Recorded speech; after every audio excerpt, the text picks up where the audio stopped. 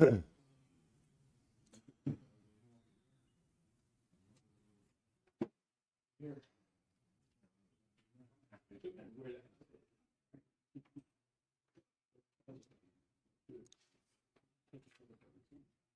right, Rabosai, good morning. Let us begin. Begin by thanking all of our incredible sponsors for this morning's share. To thank our Talmud Torah sponsors for the month of Tishrei, Dr. Linda Weinberg, Sarah and Ricky Gratz, Julia, Rena, and Eve, in loving memory of their husband, father, and Zayda, Dr. Paul Weinberg, Peretz Moshe Ben Avram David, in commemoration of his second yahrzeit. To thank Ayala and Sarah Steinberg for dedicating the Shurim this month in the schus of Refuah Shlema for Shulamis Bas Susha, and Adam Yudit Ben Zev for dedicating the Shurim this month in the schus of all of our tefillos being niskabel. Our week of learning sponsors: Hillary Jacobson Kent and Akiva Kent in memory of Mordechai Menashe Ben Shmaryo. Nathan and Beth Adler for dedicating the Shurim this week in memory of Ben Adler. Hachaver Baruch Moshe Ben Mariam Rab Nassan. Saeed and Simahakin for dedicating the week of learning for the Refuah Shlema of their granddaughter, Talia Miriam Bas Arli Yehudis. Our day of learning sponsors: Matt and Diane Marks in memory of Golda Rachel Bas Ilana, beloved mother of Sarah Bloch. Judy and Joel Pomerantz in honor of the entire Kehillah for providing so many wonderful opportunities for Talmud Torah. Wishing everyone a Gemar Chasima Tova. We thank all of our sponsors for their generosity. We hope that in the merit of our Talmud Torah, all of the neshamas will have an aliyah, the families in nechama, and all those who require a refuah should have one together with Kol Cholei Yisrael. Rabbi, with that, let us begin. We have a beautiful, beautiful daf ahead of us today. Today's daf is Pevav 86. We are picking up on Pehema Days 85b, 22 lines up from the bottom. Sounds like a lot, but it's not. It's not. It goes quickly. Says the Gemara. Let's go back. Huda afkid metachso be Rav Dimi achua de Rav Safra. So there was a guy who deposited matachso. Rashi says his lavush meshi, a silk garment. He deposited a silk garment in the home of Rav Dimi. So what happened? Shachav Rav Dimi v'lo pakid. Rav Dimi passed away, and he did not leave instructions to his household. Meaning, Rav Dimi passed away, and halacha l'maisa, again, no one knew the status of this silk garment. So what happened? So they came before Rabbi Abba. So remember again, so someone shows up claiming to be the owner of the silk garment. Meanwhile, the Yarshim of Rav Dimi say, listen, maybe it belonged to our father. So they come to Beis Din. They come before Rabbi Abba. Number one, I know Rav Dimi did not have money, so it would have been strange for him to have a garment like this. So number one, I don't think that this was his garment. V'od hakayav simna. Furthermore, again, this guy showing up and claiming to be the owner of the silk garment is providing a siman. He's providing an identifying mark indicating that he is truly the owner of the silken garment. V'lo amran. And this idea that a siman is meaningful is only true when Ela delo ragil da'ayil v'nafik lahasam. If this guy wasn't the guy who was commonly in and out of Rav Dimi's home. Aval ragil v'ayil v'nafik lahasam. But if again this person would have been someone ultimately again who was in and out of Rav Dimi's home, then ultimately again the Gemara says the ema inish achrina afkid v'iu mechse chaza. Perhaps again halacha l'maisa, he was not truly the owner of this item. He just happened to see the item lying around and therefore was able to give a siman. Good. Beautiful. Hahuda amalahu nechasai l'tuvya. So we'll say another interesting case. A guy goes ahead and before he passes away, he makes a statement, I'm leaving all of my property to Tuvya.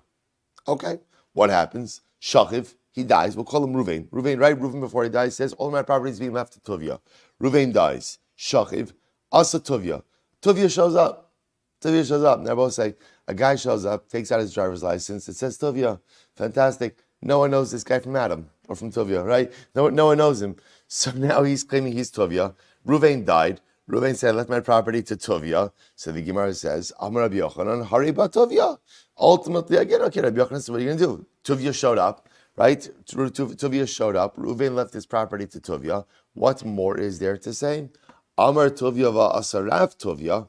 So we'll say, what happens if Ruvain, before he died, said, I left my property to Tuvya. A guy shows up whose name is Rabbi Tuvya. Rabbi Tuvya. So now the shaila is this the Tovya or not? So Amar the Rav, so the Gemara says, Vasa Rav Tovya, the Tovya Amar, V'Rav Tovya lo Amar. So we'll say, look, that's not the guy. That's not the guy. Ruvain said that he left his property to Tovya, not to Rabbi Tovya. The Gemara says, however, V'i inish de gisbei hagisbei.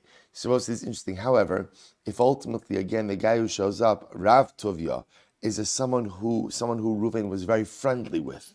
So maybe he was so close to them, he didn't call him Rabbi Tovya, he just called him Tovya. Then Einachinami, this could be the guy. Asu Shnei Tovya. What happens if two guys named Tovya show up? Okay, so now we're getting. Oh, so, yeah. So two guys. So it happens to be Moshe in all of these cases, but we'll get through a bit more Gemara before we get into it. So two guys named Tovya show up. Now, here's what's interesting.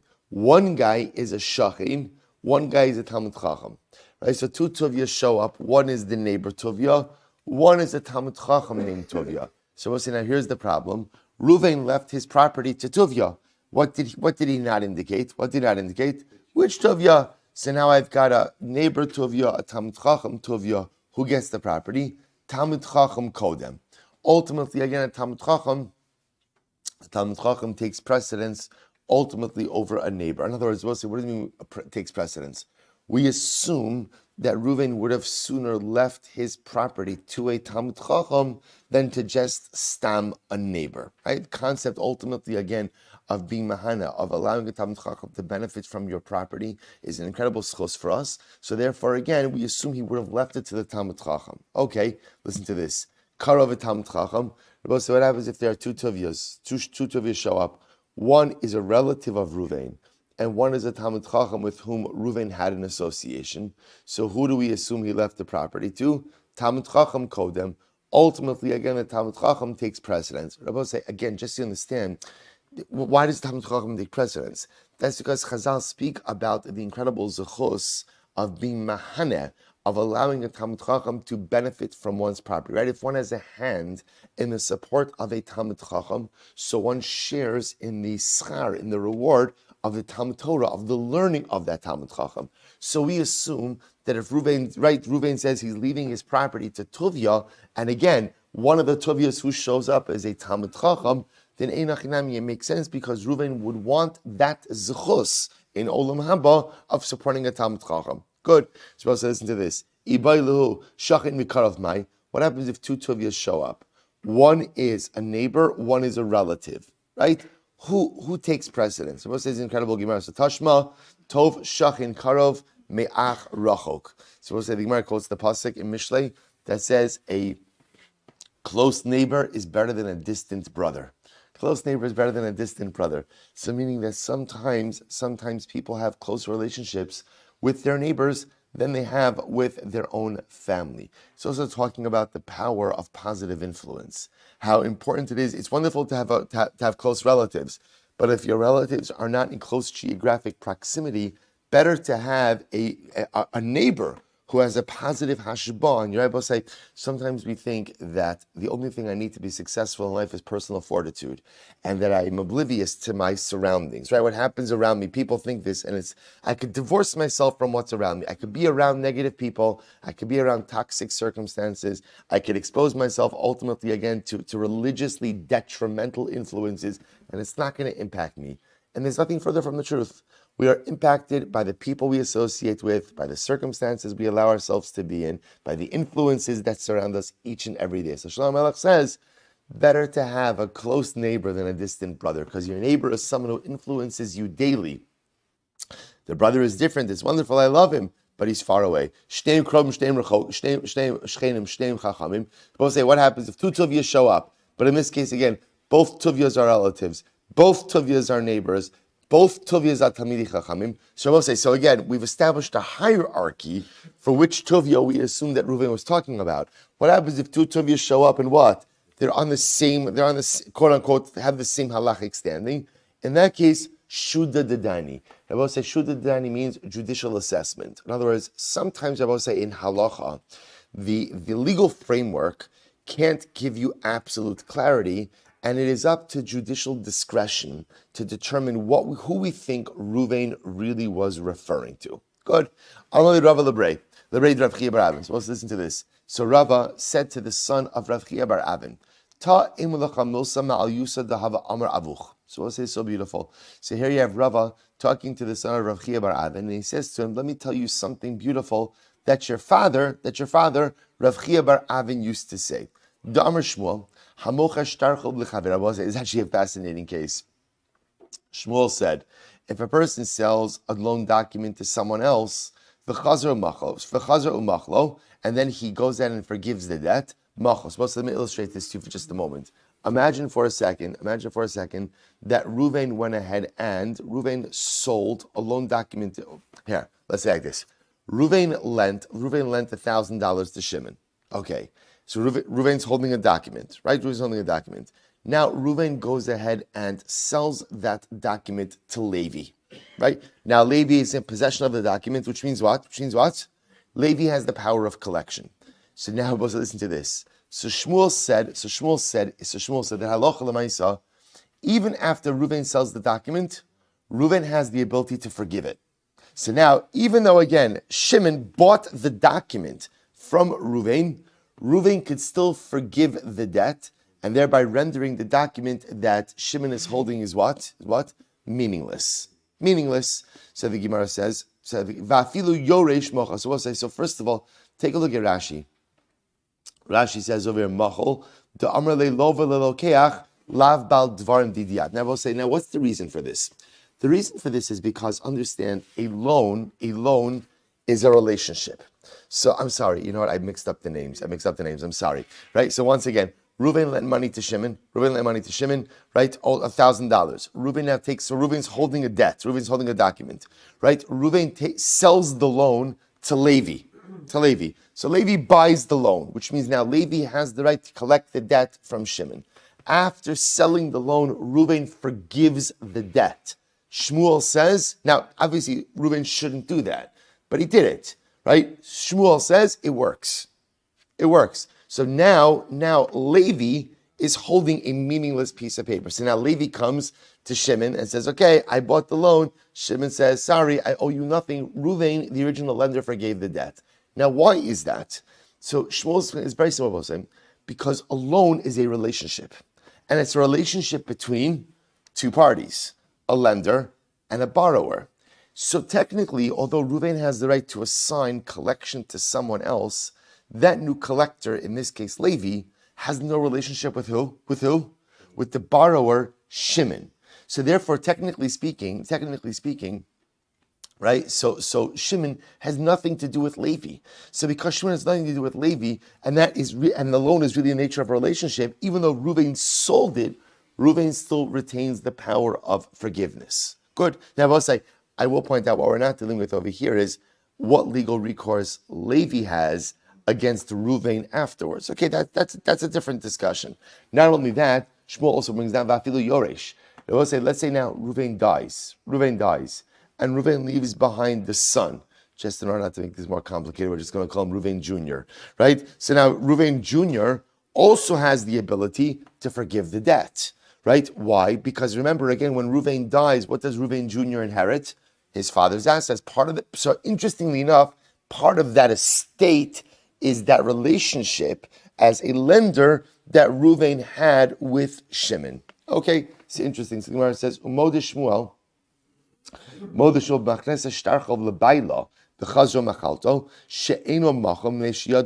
there is one exception to this rule. Let's say Reuven marries Rachel, and Rachel brings into the marriage a debt, not that she owes, but that's owed to her. She's a lender. So now what happens? So now Rachel happened to have lent Shimon money. She brings in that note into the marriage, and she decides that she wants to forgive the debt. That case, she doesn't have the right to do so. Why? Because once she brings that debt into the marriage, ultimately, again, Reuven, her husband, also has rights in that debt. So she can't forgive it, ultimately, again, without his consent. Okay, incredible. Let's go weiter. So, Krivese, Rav Nachman, Zavina le Kesuvos b'tovas hana. So let's listen to this. A relative of Rav Nachman, went ahead and sold her ksuva for tovas hana. Now look at Rashi. Zivinta le ksuvasa, machra shibud ksuvasa la'achirim ba'ol l'tachas baila. So we'll say, now we've actually touched on this before, but a woman could sell her ksuva. Now, what does it mean when a woman sells her ksuva? What is she doing? What is she selling? She's selling a future, right? She's selling a future right, a future.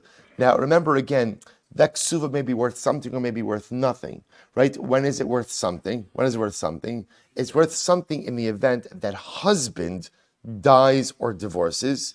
It's worth nothing in the event that wife predeceases her husband, right? Because if wife predeceases her husband, there's no ksuva payout.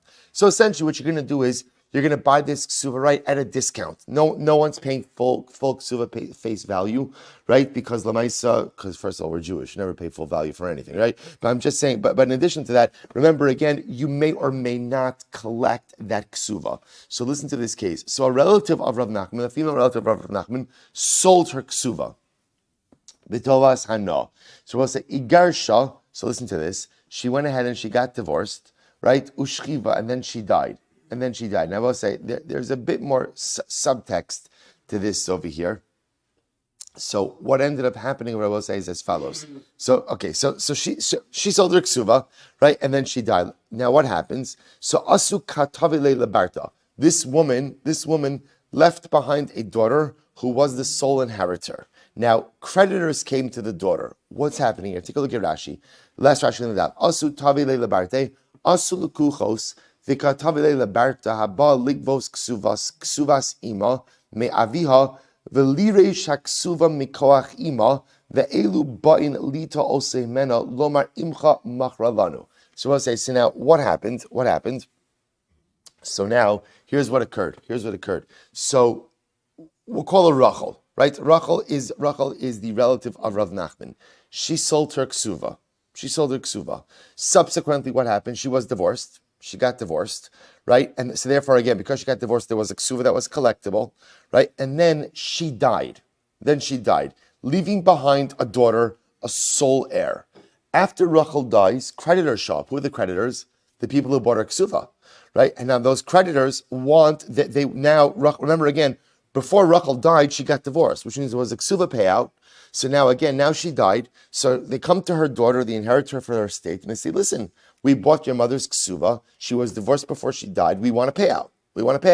So I'll say, so what happened? Rav Nachman. So Rav Nachman says to the daughter, Leka de lesbala itza, is there no one who's going to help out this daughter, right? The Yoreshes, the inheritor, to give her proper legal counsel? What could she do? Abba says some estate planning, top of Peivav. Here's what this girl should do. Rabbi says, actually interesting answer. Here's what she should do. She should forgive. Now, Rabbi, remember again. So now the girl is the sole inheritor of her mother, which means she inherited the ksuva. Who is the ksuva payable from? Who is it payable from? From her father. Right now, again, remember, we're assuming right now that this girl is the product of Rachel and her ex-husband.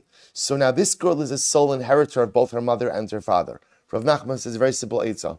Let her forgive the ksuva to her father, right? Even though the father now owes her the ksuva, so to speak, let her forgive that towards his estate. But she's losing the money. She's not losing the money. What is she doing? She's deferring the money, because it will say she's the sole inheritor of her father also, which means that what? When he dies, who's getting the money? She's getting the money. But if she forgives the ksuva now, again, remember, I will say, based on what we said before, you could forgive a debt even if it's been assigned to someone else. Let her forgive the ksuva, thereby negating the claim of the creditors. She won't get the payment now, but Lamaisa, it'll roll back into the estate. And when her father dies, she'll get paid out from the father's estate. It's a great, in other words, it's a fantastic piece of estate planning. So again, I will say, very simply, just one more time, right? Rachel sold her ksuva, future right to her ksuva. Rachel dies. Rachel gets divorced. Ksuva is payable. Rachel dies, leaving behind one daughter. Rachel is married to Reuven, leaving behind one daughter. After Rachel's death, the creditors, who's the creditors? In other words, the people who Rachel sold the ksuva to come to Rachel's daughter to collect the ksuva. So comes along Nachman and says, let's give this girl a piece of estate planning. Tell her to forgive the ksuva. Remember, that's a debt. The ksuva is a debt owed by her father to her now. And what does Shmuel say? When someone owes you money, even if you assign that debt to someone else, you can still be mochel the debt. So let her forgive the debt to her father's estate, Ksuva rolls back into the father's estate. She'll get nothing now, but as the sole inheritor of the father, she'll inherit everything when the father dies. And what does it do? It gets the creditor's offer back. Great Asa, to which the Gemara says, Shama azla chilta. So she listened to the advice. She went ahead and she was mocheles the ksuva and ultimately got the creditor's offer back. Incredible. Amr Nachman, so I'll say this is such an incredible statement. Rav Nachman says, Asinu atzminu k'archa dayanin. We made ourselves like lawyers, right? And I will say that's an insult, right? That's an insult. Now what does that mean? What does that mean? It's the job of a lawyer to advocate for their client. Now, sometimes, unfortunately, the lawyer ignores the truth, right? Because the truth or the right thing to do is kind of obscured by the obligation they have towards their client, right? Again, this is the tricky piece sometimes that a lawyer could be in. There is the truth, and then ultimately, again, there's what's best for my client, or I shouldn't even say the truth. There's what's right, and then there's what's right for my client. And sometimes those two things don't necessarily line up, which is why sometimes, again, it's difficult to be in that position. Rav Nachman said, I realized that what I just did is I gave this girl, right, who's his relative, a good piece of advice that was good for her. But that same piece of advice did what? Was detrimental to someone else. So Rav Nachman was very upset in that he put himself in that situation. So the Gemara said, Meikara Maisavar. So why did he do it? Well, Basof Maisavar. Then why did he regret it? Meikara Savar Misarcha Lo Tisale. In the beginning, Abbas thought to himself, listen, this is my relative. This girl's my relative. And now, by the way, she lost her mother. I have an obligation to help her out. Literally, again, from your own flesh, do not turn away. There's an obligation to help out your relatives. Ulubasov Savar. But at the end, what did he realize? Adam Chashav Shiny. He will say, this is actually, Adam Chashav, an important person is different. He will say, so what Rav Nachman is really highlighting here is something very profound, which is that sometimes when a person is an individual, they have a right to put their family's needs before others. Sometimes when a person has the responsibility of communal leadership, ultimately they don't have that right. And they don't have the right to put their family's needs before others. And sometimes they have to think about the community and the impact of their decisions on the community even before their own family, which is such an incredible yesod. So comes along Rav Nachman and says, people look at me and they learn from my behaviors. And what I do, they assume that whatever I do is correct, is yashar, is appropriate. And they're going to learn from my actions what to do. And what I just did, essentially, is manipulated a legal loophole, again, totally legal, for the benefit of my own relative. Is this the right thing to do? You're depriving someone else of something. It's legal. Sometimes things are legal. It doesn't mean that they're right. So ultimately, again, he was supposed to say, so really a profound Gemara, because the truth is every person is an Adam Chashav, right? Each of us is an important person, and how careful we have to be in life to make sure that our actions are not only legal, right, but they're right. V'asisim hayashar v'hatov. Kadosh Baruch Hu says, do that which is correct and that which is good. Because sometimes that which is correct may not be that which is good. Right? That's why it says hayashar v'hatov. Make sure, number one, what you're doing is legal. After you've crossed the threshold of legality, making sure everything you're doing is legal, is correct, then make sure it's also tov. Make sure it's also good. Incredible. So Gufa Amr Shmuel Mocher Shtachal Lechaver V'Chazir Machlo Machol. So we said before, Shmuel said, you sell a debt, right? Reuven lent money to Shimon and then sells the debt to Levi. And then afterwards, again, Reuven forgives the debt. The forgiveness works. Not only that, when Reuven dies, and Reuven Jr. now has the ability to go ahead and forgive the debt as well. Now, says, therefore, again, it's good eitzah. Therefore, the Gemara says, if the purchaser, i.e. Levi, is a smart guy, what will he do? Mekarkash le zuze the kasav l'shtara b'shmei. We will say fascinating. If Levi is a smart guy, the moment he purchases this debt from Reuven, what will he do? He'll go to Shimon and he'll say, Shimon, listen, here's what I'm willing to do. I'm willing to forgive some amount of the debt or pay you some money. Let's redraft this document as an agreement between me and you. And therefore, remove Reuven from the picture so that neither Reuven nor Reuven Jr. have any ability of mechila. So again, it's going to cost Levi a little bit of money, but he ensures that his debt will always be collectible. Incredible. Amra Meimar, man didon dina digarmi. Supposed to listen to this. There's a concept of dina digarmi. Now, we're not going to get into grama versus garmi, bless you. But again, what it means is like this. Indirect damages. They both say there's direct damages. What are direct damages? I go over to you and I break your arm. That's pretty direct. It's pretty direct, right? Then there's indirect damages, which we'll say, what's a good case of indirect damages? Reuven sells a loan to Levi. Reuven lends money to Shimon, goes ahead and makes a loan to Levi, and then what does Reuven do? Reuven decides, you know what? It's a Tzeres Tshuva. He's really like in the groove of Mechila, right? He's being mochel everyone, and he decides, you know what? Shimon, I'm mochel the debt. Beautiful, right? Beautiful, beautiful. It's always easier to do Mechila when it's on someone else's cheshbon. Right? So ultimately, again, he's mochel the debt.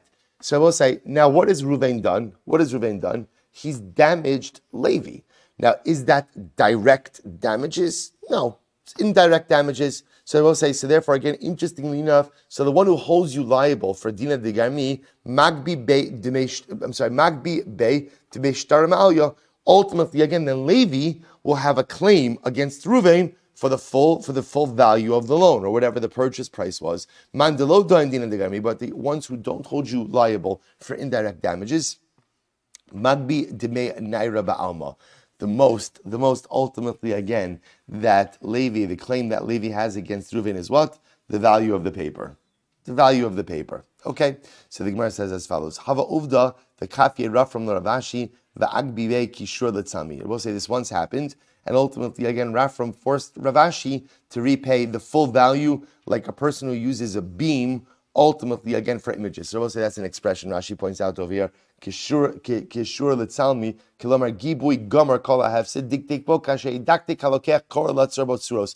So when a person purchases a beam of wood in order to make engravings, they make sure that the beam is exact. So too, ultimately, so Rafram forced Ravashi in this kind of case, where apparently Ravashi was the one who, after selling the debt, forgave it. He forced him to go ahead and pay full damages. Okay.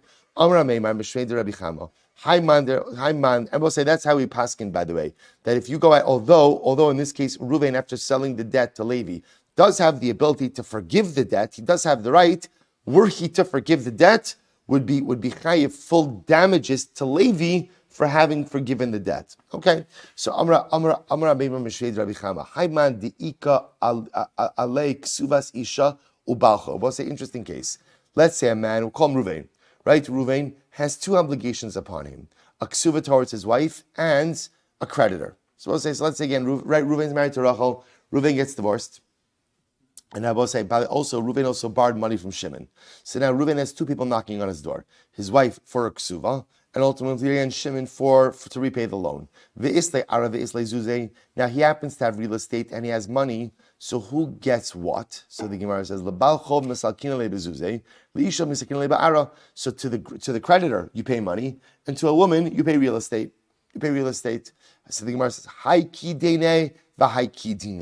each one goes ahead and ultimately again gets what is coming to them. I was about to say, because generally a loan is repaid with money, right, with cash, and a ksuva ultimately, again, is a lien against all property. So again, even though a ksuva could also be paid out with cash, generally, again, a ksuva, because of the nature of the lien, makes sense to pay it out with real property as well.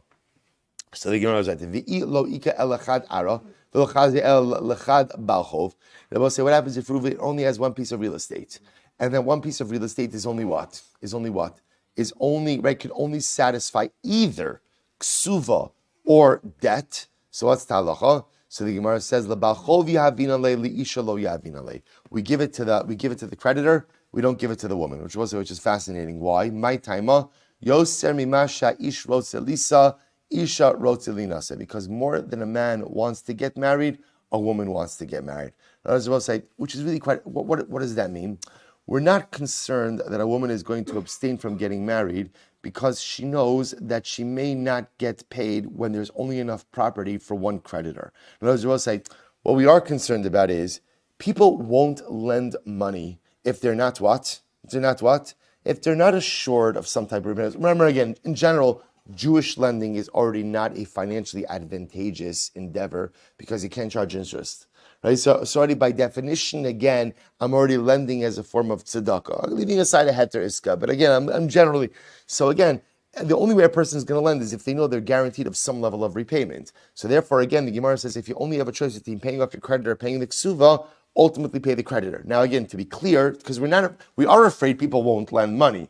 We're not afraid people aren't going to get married. Now, that being said, remember, even if you have only one piece of property, the debt doesn't go away, right? So Reuven's still chayiv to go and make good on the debt to the woman, to his wife later, or ex-wife later on.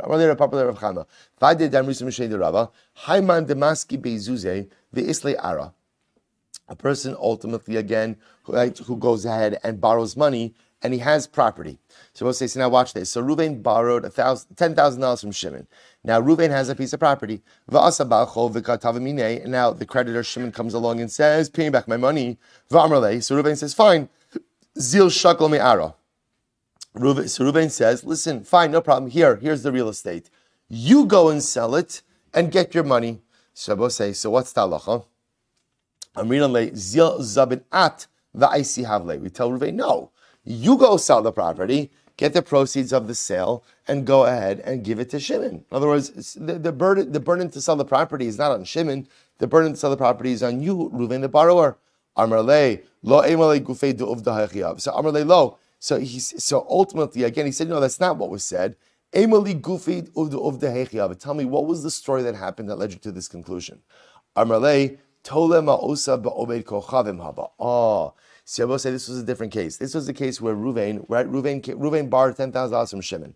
Shimon comes to go ahead and collect money, right? And Reuven claimed that he had no property. But Shimon said, but one second, what about that piece of land? And Reuven said, oh, that's not mine. That's not mine. He lied. And he said that the land belonged to his Gentile neighbor. In that case, hu asa shelo gahogen lefichach asubo shelo gahogen. Reuven acted inappropriately. Therefore, we act inappropriately with him. In other words, he acted inappropriately by claiming he had no assets. When it's determined that he does have assets, we put the burden of selling the real estate on him, getting the cash and giving it to Shimon. But it's possible that in a regular case where Reuven borrows $10,000, Shimon shows up and says, pay me back my money, that Reuven could pay in real estate, and ultimately the obligation to sell and convert it to cash would be upon Shimon, which I will say is an interesting halacha. So it sounds like from what the Gemara is saying over here is that even if you borrow money, and the lender comes and demands repayment, you can give an item of value in lieu of money in satisfaction of the debt. Now I will say, obviously, this is assuming the parties did not stipulate, right? If let's say, right, if Shimon lends Reuven $10,000 and Shimon says you have to pay me back $10,000 cash, of course, you have to pay back cash. In the absence of a stipulation, it's possible that Reuven could give an item of value to Shimon, and then the burden of selling that item and converting it to cash rests upon Shimon. Incredible. According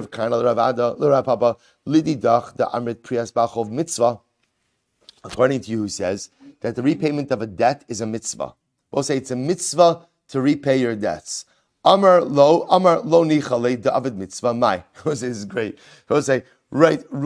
Shimon lends Reuven $10,000. Right now, what happens? So Shimon comes and wants repayment for his money. He says, Reuven, you have to pay me back, and it's a mitzvah. And what does Reuven say?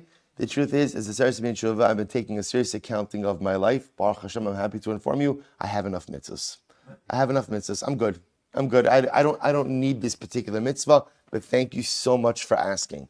So I say, so what's the halacha? My amrle tanina. So the Gemara says, "B'mitzvos lo saseh, aval b'mitzvos aseh kigon she'omrim lo aseh sukkah ve'ena oseh lula ve'ena oseh." So when it comes to positive mitzvahs, if a person is not performing a mitzvah like build a sukkah, and I will say that ultimately a person gets malchus, 40 malchus. You get malchus when if you violate an avera. A person, right, does whatever the avera, right? You get malchus. But if let's say we go over to him and say, Reuven, you haven't built your sukkah yet. You have to build a sukkah for Yom Tiv. Or you haven't purchased a lulav esrog, and he refuses to do so. Amud Beis, makin oso ad sheteitze nafsho. Ultimately, I will say what? We go ahead and we flog him. I will say, ad sheteitze nafsho literally means until he dies. Now that's not going to be literal, but lamaisa, what you see over here is we compel a person to perform even a mitzvah saseh, a positive commandment. And therefore, I will say in this case over here as well, paying back a debt is a mitzvah saseh. is a positive mitzvah. And therefore, halacha l'maisa, if Reuven comes along and says, no, thank you, I don't need to go ahead and perform mitzvah. By the way, we'll say the mitzvahs aseh of paying back a debt, Rashi points out, is stichsiv hin tzedek. So we'll say it's actually the pasuk talking about having appropriate weights and measures. So in that pasuk, Chazal learn out that it is a mitzvah to go ahead and repay your debts. So therefore, halacha l'maisa, the Gemara says that even if he doesn't want to repay his debt, there's a mitzvah to go out. We flog him ultimately again until he performs his mitzvah. I will say, so what does it mean? Nafsho. Again, you're going to flog a person till he dies for not taking lulav? Of course not. I will say, so again, if you think about those words, it's so beautiful. We compel him nafsho, which means until his nefesh, right? Until his ruchnius comes out. In other words, every Jew wants to go ahead and perform a mitzvah aseh. Every single Jew. Some of us know it. Some of us don't yet know it. And sometimes you have to help a person come to their true spiritual consciousness. And sometimes the way we go ahead and we help a person come to their true spiritual consciousness is how? Through coercion. Rabbi say, by the way, it's the same way, right? The famous case of this is by gittin, right? The man is supposed to go out and give his wife a get under certain circumstances. He refuses to do so. What's the halacha? Kofin oso ad sheyomer rotza ani. We go ahead and we force him until he says, okay, I'm willing to do it. It's a get musa, it's a compelled get. No, we assume that people want to do the right thing. Just sometimes they need a little bit of help in getting there. Rabbi will say, but again, here's just such a profound lashon. Who doesn't want to perform a mitzvah? We'll say, who doesn't want to perform a mitzvah? Who doesn't want to be close to HaKadosh Baruch Hu? Who doesn't want a relationship? Who doesn't want to be a tzaddik? Some of us act on it, and others of us need a push.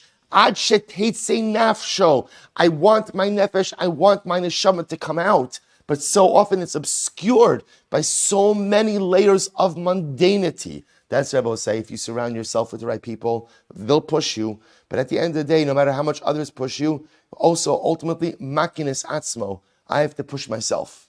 Ad sheteitze nafshi. Until ultimately, again, my nefesh, my neshama, my ruchnius rises to the surface. What's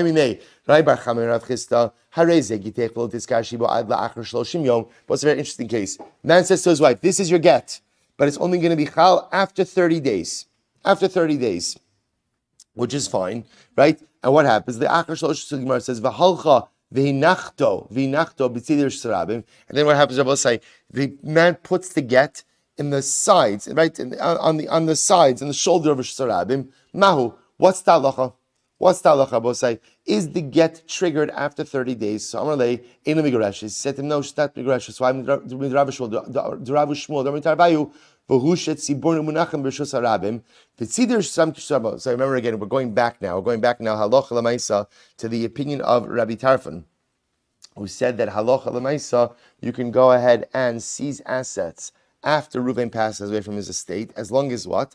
Those assets are piled up in, right, if you're a Balchov, you can seize from Reuven's estate, as long as they're piled up in the Rosh Hashanah. And I will say, so therefore you see Rosh Hashanah is, no one has any claim on it. So therefore, halacha l'maisa, the Gemara says that Rosh Hashanah is public domain, obviously. Tzidei Rosh Hashanah has the same din as public domain, and therefore leaving a get in the side of Rosh Hashanah does not allow for effective divorce to occur. Adarabah, I can say just the opposite. Migurashes midrav Nachman, the Amrav Nachman, Amrav Baravua, Homer lechaver, a person says to his friend, Mishoch para zu velo siekinu lecha ad la'achar shloshim yom. If a person says to his friend, go ahead and take this para, right? Go ahead and do mashicha on this para, and it will not become yours until after 30 days. Kana, after 30 days he acquires it, vafilu omedes ba'agam. Even if the cow is somewhere else. My love, hainu agam, hainu tzidur sharabim. The Rabbi say, agam literally means a swamp or a marsh. Isn't the swamp or the marsh the same thing ultimately again as the sides of a shasarabim? Lo, agam lochud, v'tzidur shasarabim lochud. No, not necessarily. The agam, the swamp, is one thing. Tzidur sharabim is a different thing. Ikedan, Rabbi say an alternate version of this. Amalei migureshes. Others say, Rabbi say in this case, where a husband gives his wife a get, says the get will be chal after 30 days, and he deposits the get on the sides of the Rosh Hashanah, that she's migureshes after 30 days. Midrav Nachman, because what did Rav Nachman say? V'sidir Sarabim ke'agam dami, because Sidir Sarabim is not like Rosh Sarabim, right? We'll say again, the Sidir is like, remember, Sidir Sarabim, the sides is where there's not as much pedestrian traffic. So ultimately, again, it's more like an agam, more like a marsh. So it's public, but not fully public. And therefore, again, she should be Migureshes. Adrabah, Eina Migureshes, Midrav Shmuel. My love, the Hainu Rosh Sarabim, the Hainu Sidir Sarabim. We'll say, don't we say that ultimately, again, Rosh Sarabim is the same thing as Sidir Rosh Sarabim? Lo Rosh Sarabim l'chod, v'Sidir Rosh Sarabim l'chod. So we'd have to say that what? Rosh Hashanah is one thing, Sidir Rosh Hashanah is something different. But say, bottom line, by the way, in this case where a man makes a t'nai, there is no problem with making a t'nai that a get should be chal at a later date. That's not a problem. The problem in this case is what? The placement of the get in Sidir Rosh Hashanah. That's the problem we have, right? So now remember again, a get has to be delivered into the domain of the wife. So the problem is, Tzidei Rosh Sarabim still has a din of Rosh Sarabim. Therefore, ultimately, again, the gerushin will not work after 30 days, right? We'll say we'll have to stop over here for today. All right, we'll catch up. We'll catch up in Mitzvah. We'll say after Sukkot for sure, right? By Chanukah, we are going to be right back on track. We'll say shkoyach.